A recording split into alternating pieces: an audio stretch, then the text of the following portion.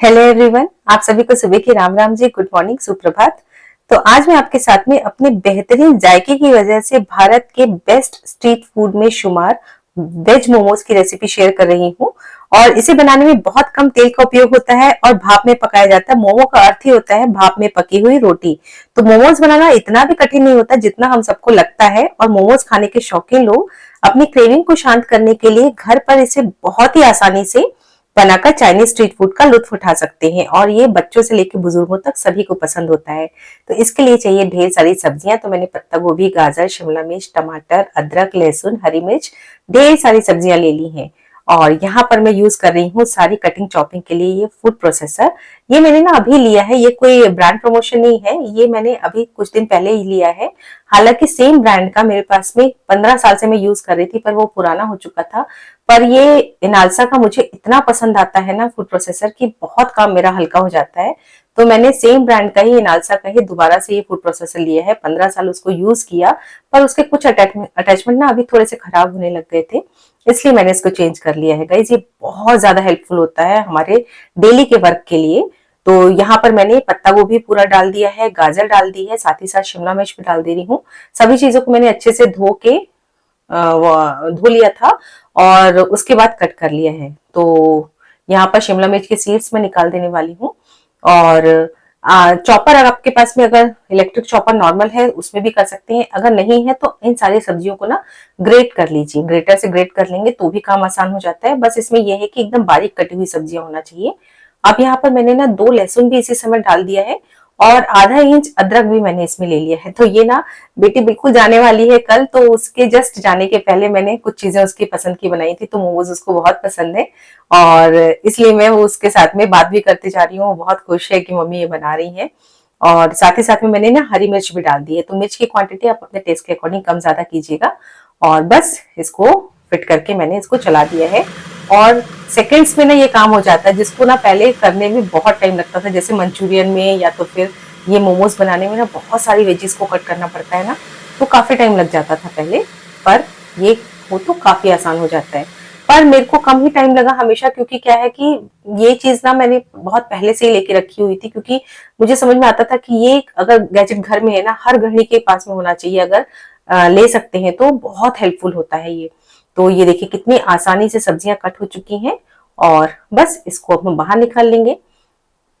तो यहाँ पर इसको आप चाहे तो ग्रेटर से भी यूज कर सकते हैं, ग्रेटर का भी यूज कर सकते हैं, और चाहे तो चॉपर का भी यूज कर सकते हैं, और हैंड चॉपर है ना उसका भी यूज कर सकते हैं, कोई दिक्कत की बात नहीं है। अच्छा, इसमें मैंने जो वेजेस डाली हैं, अगर आप इसमें चाहे ना तो बीन्स भी डाल सकते हैं, और जो भी वेजेस डालते हैं, पर मैंने नॉर्मल जो कॉमन वेजेस होती है ना वही ऐड की है। और यहाँ पर मैंने नमक डाल दिया है। ये प्रोसेस करना बहुत जरूरी होता है। नमक डालने से क्या होगा, ये सब्जियां अपना पानी छोड़ देंगी। तो पत्ता गोभी में ना ढेर सारा पानी होता है, उसको रिलीज करना बहुत जरूरी होता है। तो ये सबसे पहला काम, इसलिए मोमोज बनाने के टाइम में ना वेजेस को कट करके नमक डाल के छोड़ देंगे। तो ये एक काम हो गया है। अब चलिए दूसरा काम करते हैं। यहाँ पर हम बनाएंगे मोमोज की जान, मोमोज की चटनी। तो चटनी बनाने के लिए इसमें कुछ चीजें जो ऐड करने वाली हूँ ना, वो ऐड करेंगे ना तो बिल्कुल बिल्कुल स्ट्रीट स्टाइल चटनी लगेगी आपको। यहाँ पर पहले मैंने पानी उबलने के लिए रख दिया है, और साथ ही साथ में 2 टमाटर लिए हैं। टमाटर मैंने पहले धो लिए थे, और इसमें ना क्रॉस का साइन लगा लेंगे ताकि इसका छिलका आसानी से निकल सके बाद में, उबलने के बाद में। तो टमाटरों को ना सॉफ्ट कर लेंगे, इसलिए इसमें क्रॉस का साइन लगाते हुए या कट लगाते हुए इसको पानी में डाल देंगे। उबाल आ चुका है पानी में। साथ ही साथ में मिर्चियां मैं ले रही हूँ। तो कुछ मिर्ची तो मैंने ली है कश्मीरी रेड चिली, जो साबुत वाली आती है, और साथ ही साथ में तीखी रेड चिलीज भी ली है, स्पाइसी रेड चिलीज ली है, करीब 7 से 8, या आप जितना तीखा चाहते हैं ना उस हिसाब से ले सकते हैं। मेरे यहाँ तो मेरे बच्चे बोल रहे थे खाने के बाद में कि ये थोड़ा कम स्पाइसी रहा मम्मी, थोड़ा और स्पाइसी करना था। मेरे यहाँ एक्चुअली ज्यादा तीखा खाया जाता है। अब जितना मैंने लहसुन लिया ना, उसमें से 2 से 3 कलियां ही अभी उबलने में डाली है। बाकी कलियां चटनी बनाने में जब हम पीसेंगे ना तब डालेंगे, तो बहुत अच्छा टेस्ट आता है। अच्छे से उसको उबलने देंगे। चलिए तब तक यहाँ पर हम आटा लगा लेते हैं।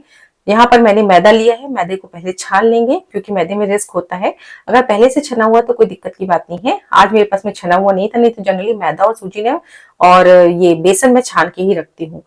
मैदा मैंने ले लिया है लगभग आधा किलो, और ढेर सारे बनते हैं मेरे यहाँ जब ये चीजें बनती हैं तो। और सिर्फ नमक डालेंगे हम, और नॉर्मल सादा सा पानी लेंगे, सादा पानी लेके इसको हम गूंथ लेंगे। आप गूंथेंगे भी कैसे, बिल्कुल सख्त सा आटा लगाना है, पर बहुत ज्यादा सख्त भी नहीं, इतना सख्त कि मतलब हैंडल किया जा सके, और बहुत ज्यादा सॉफ्ट भी नहीं कि सॉफ्ट इतना हो जाए कि मतलब वो शेप ही नहीं आए मोमोज का। तो इसलिए थोड़ा सा उस हिसाब से करिएगा कि ना बहुत सख्त होना चाहिए ना बहुत सॉफ्ट होना चाहिए। जैसे गुजिया का आटा लगाते हैं ना, उसी तरीके का हमको इसको आटा लगाना है, या मटरी का आटा लगाते हैं, बिल्कुल उसी तरीके का हमको आटा इसका गूंथना है। लास्ट में सिर्फ आधा चम्मच मैंने ऑयल लगाया है ताकि ऊपर से सख्त ना हो, और बिल्कुल चिकना कर लिया है गूंथ के मैंने। कम से कम 2 से 3 मिनट तक अच्छे से गूंथिएगा कड़े हाथ से। और ये सख्त सा आटा मैंने तैयार कर लिया है, इसको ढक के रेस्ट करने के लिए जरूर से छोड़िएगा 20 से 25 मिनट। और 1 गिलास पानी में से लगभग 1/4 कप पानी बच गया है। और तब तक यहाँ पर देखिए 10 से 15 मिनट मैंने अच्छे से टमाटर मिर्चियों को उबाल लिया है, अच्छे तरीके से सॉफ्ट हो चुकी हैं। और यहाँ पर ये टमाटर का छिलका भी लगभग निकलने से लगा है, और नीचे देखिए फूल के बढ़िया से सॉफ्ट हो चुकी हैं, और इनका जो एक्स्ट्रा तीखापन है ना वो भी थोड़ा सा निकल जाता है जब हम ऐसे उबाल लेते हैं तो। और इनको हम थोड़ा सा ठंडा कर लेंगे। ठंडा करने के बाद में इसके सारे छिलके हम निकाल लेंगे। जब ये छिलके निकल जाते हैं ना तो चटनी बढ़िया स्मूथ सी बनती है, और इस तरीके से उबाल के बनाया जाए ना तो बहुत अच्छा टेस्ट आता है। तो सारे के सारे छिलकों को निकाल लेना है, और जो डंठल वाला पोर्शन होता है ना जो थोड़ा सा हार्ड सा होता है उसको भी चाकू से कट करके निकाल लेंगे। यानी कि इसमें कोई भी सख्त चीज नहीं होनी चाहिए, सारी चीजें सॉफ्ट सॉफ्ट सी होंगी ना तब चटनी बहुत अच्छी बनती है। और बस इसको ठंडा होने देंगे। और साथ ही साथ में तब तक यहाँ पर क्या हुआ, इसने पानी अच्छे से छोड़ दिया जितनी वेजीज हमने कट करके रखी थी। और अब इन वेजीज को ना या तो आप एक सूती का मलमल का कपड़ा लीजिए, उसमें डाल के अच्छे से निचोड़ के सारा पानी निकाल दीजिए। और इस तरीके से भी आप कर सकते हैं जैसे कि मैं कर रही हूँ, हथेलियों में इस तरीके से जितना जितना सब्जी आ सकती है, जितना मटेरियल आ सकता है, अच्छे से ताकत लगा के निचोड़ते चले जाइए। तो मेरे को तो यही काम आसान लगा कि कपड़े की झंझट से मैंने डायरेक्ट हाथ से ही कर लिया। आप जिससे भी करना चाहें, जिसमें भी कंफर्टेबल हो उस हिसाब से इसका पानी निकाल लीजिए। अब ये जो पानी रस निकल के आ रहा है ना, इसको फेंकिएगा बिल्कुल भी नहीं, या तो इसमें कोई आटा गूंथ लीजिएगा क्योंकि ये वेजिटेबल स्टॉक है, ये बहुत हेल्दी होता है। और या तो फिर कोई भी सब्जी बना रहे हैं ना, उस सब्जी में पानी की जगह पे इसको इस्तेमाल कर लीजिएगा। पर ये फेंकने वाला बिल्कुल भी नहीं है, और नहीं तो फिर इसको आप यूं ही पी लीजिए, ये बहुत हेल्दी होता है। तो मेरे यहाँ तो मैं ना क्या करती हूँ, ये सब चीजें जो बचती है ना मैं वैसे ही पी लेती हूँ, कि क्योंकि इतनी हेल्दी चीजों को फेंकने का कोई मतलब ही नहीं होता है। तो अगर ये ज्यादा खारा लग रहा है, नमक इसमें ज्यादा है, तो थोड़ा सा पानी इसमें ऐड कर लीजिए और पी लीजिए, थोड़ा सा नींबू डाल लीजिए। अब ये इस मसाले में मैंने थोड़ा सा काली मिर्च पाउडर और थोड़ा सा नमक डाला है। नमक देख के डालिएगा क्योंकि हमने सब्जियों में नमक पहले भी डाला था, इसलिए बहुत ज्यादा नमक ना हो जाए, और बस मिक्स कर लेंगे। तो ये हमारी स्टफिंग तैयार हो गई है। इसको बिल्कुल भी कुक करने की जरूरत नहीं है, कुछ भी और चीज ऐड करने की जरूरत नहीं है, बहुत टेस्टी बनते हैं ऐसे ही। और तब तक यहाँ पर चटनी का जो मसाला है ना वो भी अच्छे तरीके से ठंडा हो चुका है, और इसको हम ग्राइंडिंग जार में डाल देंगे। तो ये हमारी शानदार मोमोज की चटनी बनकर तैयार हो जाएगी। अच्छा, ये चटनी जो है ना ये आराम से 10 से 15 दिन तक चल जाती है फ्रिज में रख के।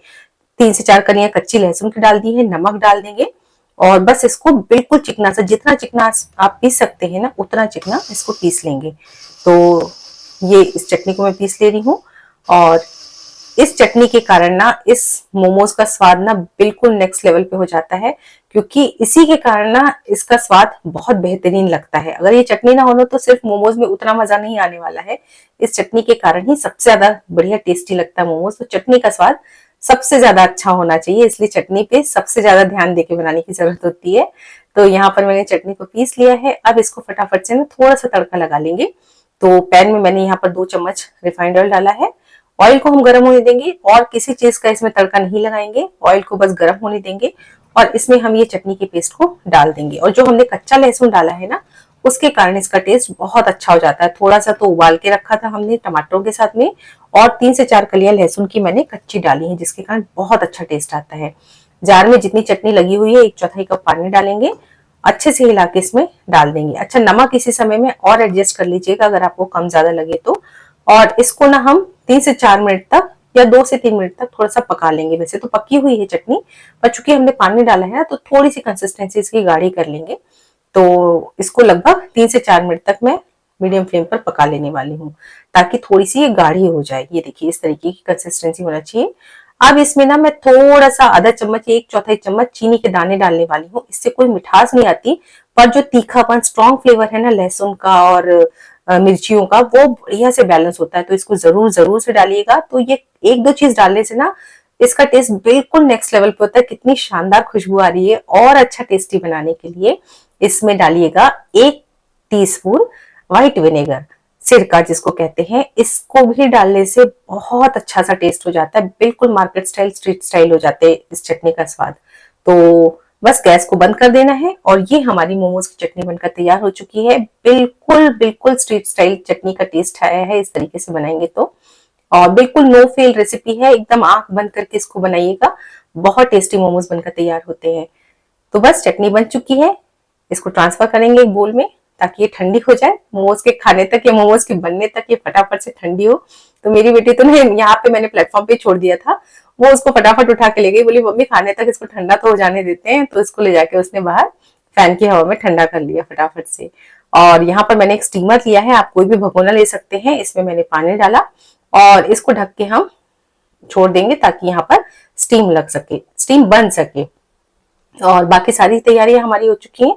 चलिए फटाफट से मोमोज बनाते हैं। तो आटा अच्छे तरीके से सेट हो चुका है, इसको दोबारा से कुछ सेकंड्स के लिए गूंथ लेंगे अच्छे से। और बस इसमें से 3 से 4 पोर्शन करेंगे। तो मैं तो अभी इसमें से सिर्फ एक पोर्शन कट करके निकाल रही हूँ और इसके ना छोटी छोटी हम लोइयां कट कर लेंगे। तो बस पहले थोड़ा सा लोई कट करने का काम कर लीजिए, जिससे कि ना आसान हो जाता है इकट्ठे मोमोज बनाना। तो छोटी छोटी सी लोइयां कट करना है। अच्छा, इसको बेलने का भी एक तरीका होता है कि इसको जब बेला जाता है, अच्छा मैंने सख्त आटा लगाया तो कोई तेल लगाने की जरूरत नहीं है, और किनारों पे प्रेशर देते हुए इसको बेलना है ताकि इसके किनारे पतले हो सके और बीच में मोटाई रहे। क्योंकि हमको किनारों को जोड़ना रहता है, अगर किनारे भी मोटे रहेंगे ना तो बहुत मोटा मोटा सा हिस्सा बन जाता है आपस में जोड़ने से। तो किनारों को बिल्कुल पतला बेलना है, किनारों पे प्रेशर डालते हुए ही इसकी शीट को तैयार करना रहता है या इसकी पूरी को बेलना रहता है। अब सेंटर में आप जितना फिलिंग भरना चाहते हैं उतना भर लीजिए और इसको डंपलिंग का शेप देंगे। तो दोनों तरफ से उठाते हुए लगभग 1 सेंटीमीटर तक हम इस तरीके से प्रेस करेंगे पहले, ये देखिए। उसके बाद हम जैसे साड़ी के प्लेट्स बनाते हैं ना, उस तरीके से फोल्ड करते जाएंगे और उसको दूसरी तरफ चिपकाते जाएंगे, ये देखिए। बिल्कुल ध्यान से देखिएगा, बहुत आसान है। और 3 से 4 प्लेट्स ही बनानी है, ज्यादा प्लेट्स नहीं बनानी है। और लास्ट में फिर से 1 सेंटीमीटर तक का ऐसे ही दबा देंगे, थोड़ा सा मोड़ देंगे और ये बहुत शानदार हमारा मोमोज बनकर तैयार होते चले जा रहे हैं। अब जिसमें स्टीम करना है ना, उसमें थोड़ी सी ऑयल लगा लेंगे। ये सारी प्रिपरेशन पहले से करके रखिए जब तक वहां पर स्टीमर तैयार हो रहा है और यहाँ पर हम मोमोज बनाते जा रहे हैं। और इसी स्टीमर में या इस स्टीमर वाली प्लेट में हम इसको रखते चले जाएंगे। दूसरा भी मैंने आपको बना के दिखाती हूँ। इसको बेल लिया है, सेंटर में मैंने इसकी फिलिंग रखी, साइड से पहले थोड़ा सा प्रेस करेंगे, उसके बाद इसके प्लेट्स बनाना शुरू करेंगे। तो ये देखिए बिल्कुल इस तरीके से 3 प्लेट्स मैंने बना ली हैं और लास्ट का भी बिल्कुल वैसे के वैसे ही प्रेस कर लेंगे, हल्का सा मोड़ देंगे। ये हमारा दूसरा मोमोज बनकर तैयार हो गया। बिल्कुल इसी तरीके से सारे मोमोज को तैयार करते चले जाना है, बहुत आसान है। और अगर 2 से 3 लोग हैं ना घर में बनाने के लिए तो और आसान हो जाता है। आराम से बैठ के इसको हवा में सोफे पे बैठ के बना लीजिए और उसके बाद जब ये बनकर तैयार हो जाए तो सीधा स्टीमर में रख दीजिए। तो मैंने एक प्लेट स्टीमर की तैयार कर लिया, दूसरे में मैंने भगोना में पानी रख दिया है और एक जाली रख दी है। और इस जाली में ना मैं बिल्कुल सिंपल वाले मोमोज बनाने वाली हूँ जो ज्यादातर शॉप्स में मिलते हैं। तो इसके लिए मैंने सेंटर में फिलिंग को रखा और इसको बेला वैसे ही है, सेंटर में मोटा रखा है, साइड्स में प्रेशर देते हुए बेल लिया है ताकि किनारे पतले रहे। और बिल्कुल जैसे मोदक बनाते हैं ना, इस तरीके से इसको फोल्ड करते हुए थोड़ा सा प्रेस कर देंगे। तो ये हमारा बिल्कुल नॉर्मल सा जो मोमोज बनाते हैं मिलता है स्ट्रीट स्टाइल, उस तरीके का शेप देते हुए बना लिया है। तो दूसरा भी इसी तरीके से बनाएंगे, जैसे मोदक का शेप देते हैं उस तरीके से बनाते हुए हल्का सा ट्विस्ट करेंगे, उसके बाद नीचे की तरफ प्रेस कर देंगे। बस बहुत आसान है। तो इसको भी मैंने, इस ट्रे को भी पूरा का पूरा तैयार कर लिया है और फटाफट से चलिए अब इसको स्टीम करते हैं।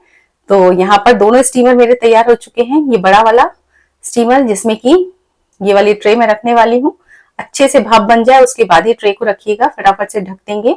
और उसके बाद दूसरे स्टीमर के लिए मैंने भगोने में पानी चढ़ा दिया था, उसमें ये जाली को रख देने वाली हूँ और ऊपर से ढक देंगे। तो ये दोनों जो भगोने हैं उसमें कम से कम 10 से 12 मिनट इसको स्टीम होने देंगे। अब एक बहुत बढ़िया से नमक बनाएंगे, बहुत आसान है। इसमें काला नमक 1 चम्मच या 1.5 चम्मच और थोड़ा सा काली मिर्च का पाउडर, बस ये ऊपर से स्प्रिंकल करने के लिए, जिससे कि मोमोज का टेस्ट ना नेक्स्ट लेवल पे हो जाता है। बहुत सिंपल सा सॉल्ट है पर बहुत टेस्टी लगता है। आप देखिए यहाँ पर लगभग 12 से 13 मिनट हो चुके हैं, शानदार मोमोज बनकर तैयार हो चुके हैं। बड़ा अच्छा लगता है जब थोड़ी सी मेहनत करते हैं, बहुत शानदार सी चीज जो कि ना बच्चों को बहुत पसंद आती है, बनकर तैयार हो जाती है। तो और दूसरे भगोने के भी मोमोज बनकर तैयार हो चुके हैं। चलिए फटाफट से इनको डीमोल्ड करेंगे, पर हाँ बिल्कुल अचानक से डीमोल्ड मत करिएगा, एकदम से थोड़ा सा रुक के करिएगा 2 मिनट तक, वरना कभी कभी ये ना नीचे चिपके रह जाते हैं।